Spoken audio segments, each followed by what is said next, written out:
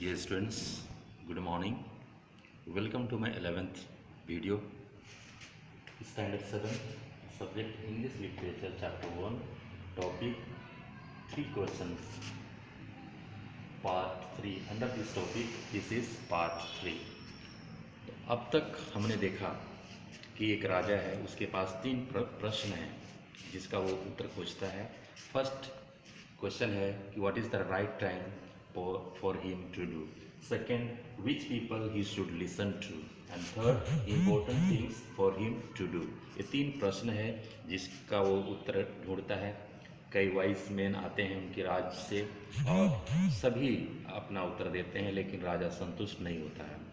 तब वो पास के जंगल की ओर चले जाते हैं, क्योंकि सुना था कि वहाँ पर एक हर्मिट या साधु रहता है.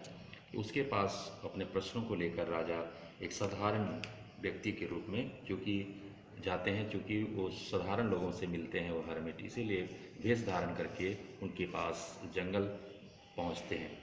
पहुंचते ही वो देखते हैं कि कुटिया के सामने साधु खोद रहा होता है ज़मीन को.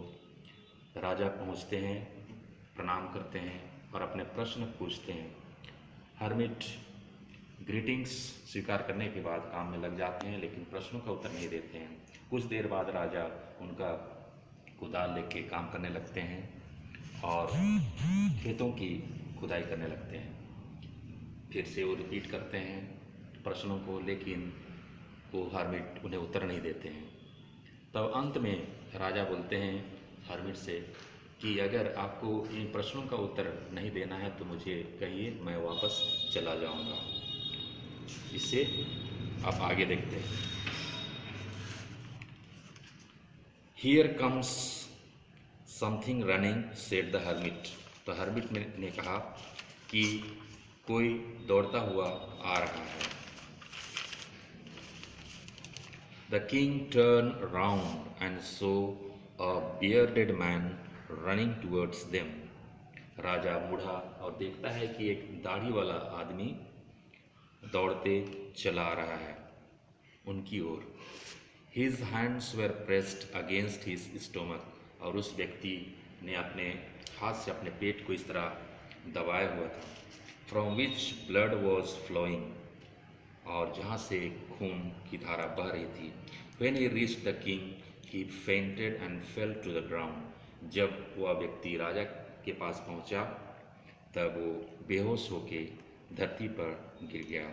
The king and the hermit removed the man's clothing and found a large wound in his stomach. राजा और साधु ने उस घायल व्यक्ति के कपड़े को जब हटाया तो देखा कि बहुत बड़ा घाव उसके पेट में है. The king washed and covered it with his handkerchief, but the blood would not stop flowing. The king redressed the wound until at last the bleeding stopped. राजा ने घावों को साफ किया और हैंकरचीफ अपने रुमाल से बांधा, लेकिन खून नहीं रुक रहा था और राजा तब तक बांधते रहा, कपड़े चेंज करता रहा जब तक खून नहीं रुक गया. The man felt better and asked for something to drink. तब कुछ देर बाद वो घायल व्यक्ति अच्छा फील करने लगा और कुछ पीने के लिए मांगा. The king brought fresh water and gave it to him. तब राजा गया और ताज़ा पानी ले आकर उस घायल व्यक्ति को दिया. By this time the sun had set and the air was cool. तब तक सूर्यास्त हो चुकी थी और ठंडी हवा बह रही थी. The king with the hermit's help carried the wounded man into the hut and laid him on the bed. राजा उस हर्मिट की सहायता से उस घायल व्यक्ति को अंदर ले गया, कुटिया के अंदर, और लिटा दिया बेड पर. The man closed his eyes and lay quiet. तब घायल व्यक्ति कुछ देर बाद आंखें बंद करके आराम से सो गया. The king tried by his work and the work he had done. राजा भी क्योंकि काफ़ी दूर से आया हुआ था और वहाँ आने पर उसने भी काम किया था और थक गया था, lay down on the floor and slept through the night, और वो भी नीचे फर्श पर सो गया. When he awoke, it was several minutes before he could remember where he was or who the strange bearded man laying on the bed was. जब वो उठा तो देखा कि वो कहाँ आ गया है और वो स्ट्रेंज मैन, विचित्र व्यक्ति जो दाढ़ी वाला है, जो बेड पर पड़ा हुआ है, कौन है. Forgive me, said the bearded man in a weak voice. तब उस घायल व्यक्ति ने राजा से कहा कि मुझे क्षमा करना.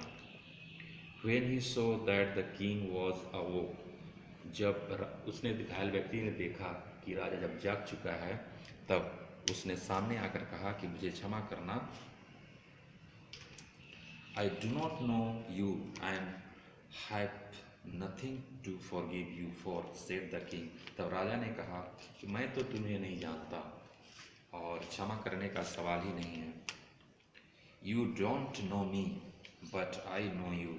तब घायल व्यक्ति ने कहा कि आप नहीं जानते हैं, लेकिन मैं आपको जानता हूँ. I am that enemy of yours who swore revenge on you. मैं आपका वो शत्रु हूँ जो आपसे बदला लेने के लिए मैंने ठान लिया था. Because you put my brothers to death and seized my property. क्योंकि आपने मेरे भाई को मृत्यु दंड दिया था और मेरी संपत्ति को आपने सीज कर लिया था, अपने अधिकार में कर लिया था, इसलिए मैं बदला लेने के लिए आया हूँ यहाँ. I knew you had gone alone to see that hermit, and I made up my mind to kill you in your way home. उसने कहा कि मैं प्लान बनाया था कि जब आप वापस आएंगे हर्मिट से मिलने के बाद तो रास्ते में आपको मार डालूं. ऐसा मैंने प्लान बनाया था. This is enough for today, students. Some words again I am giving you. Please find out the meaning. Bearded man, towards, fainted, wound, bleeding, pressed. Okay, thank you. In my next video we will meet again. Have a nice day.